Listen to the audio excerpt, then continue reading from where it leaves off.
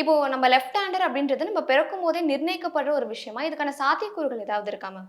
கண்டிப்பா. அதுதான் நான் ஓகே. சொல்ற மாதிரி, பிகாஸ் அது பிரெயினோட ம். அந்த area which controls the motor ஆக்டிவிட்டிலேருந்து ஆரம்பிக்கிறதுனால, குழந்தை அந்த கருவுல ஓகே. உருவாகும் போதே இந்த ரைட், லெஃப்ட் டாமினன்ஸ் வந்து செட் ஆயிடும். ம். ஸோ அவங்க பொறக்கும் போதே அந்த நெறைய யூஸ் பண்றது, அந்த குழந்தையிலேருந்தே பார்த்துக்கும்போது, ரைட் ஹேண்டட் பீப்பிள் குழந்தைங்க ரைட்ல போகும் கை. அப்படி நம்ம எதா எடுத்துட்டு போனோம்னா ரைட்ல கை போகும். வேறஸ் லெஃப்ட் ஹேண்டட் குழந்தைங்களுக்கு அந்த அப்படியே இயற்கையா வர மூவ்மெண்ட் பார்த்தீங்கன்னா, லெஃப்ட் தான் நெறைய வரும். ஸோ அது வந்து குழந்தையிலேருந்து பொறக்கும்போதுலேருந்து தான் இருக்குது. ஓகே.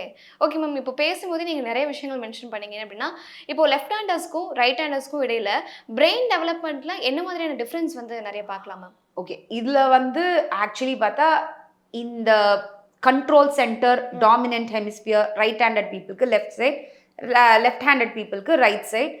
லாங்குவேஜ் வந்து 2 சைட்லயும் இருக்கும்னு நான் சொன்னேன். ஆனா, அவங்களோட எண்ணங்களோ, அவங்களோட அறிவு திறன் அப்படியெல்லாம் பார்க்கும்போது நெறைய ரிசர்ச் நடந்திருக்கு. இன் ஜென்ரல் பார்த்தீங்கன்னா, லெஃப்ட் ஹேண்டர்ஸ் வந்து இன்னும் கொஞ்சம் ஸ்டைலிஷ்ஷா இருப்பாங்க. எஸ்பெஷலி கிரிக்கெட்டர்ஸ்லாம் பார்த்தீங்கன்னா, அவங்களோட shots, cover drive, straight drive எல்லாம் பார்த்தீங்கன்னா, ரொம்ப பியூட்டிஃபுல்லா இருக்கும்.